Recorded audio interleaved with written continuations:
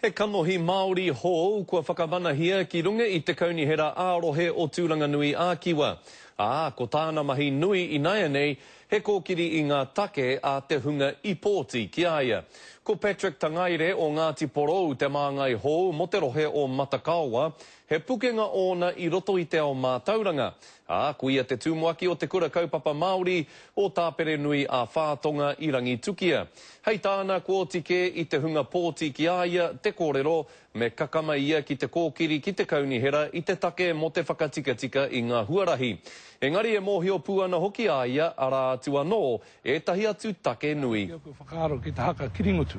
Ahako titongia tēnā waiata e hiandei ngā tau ōmua. E mautonu ana ngā kōrero tēnā haka o taua haka I te rangi nei. Nā hoki ngau nei o ngā reiti, ngau nei o ngā take, āhaha, te taia, te ueue. Kei te pērā tonu I nei rangi tonu.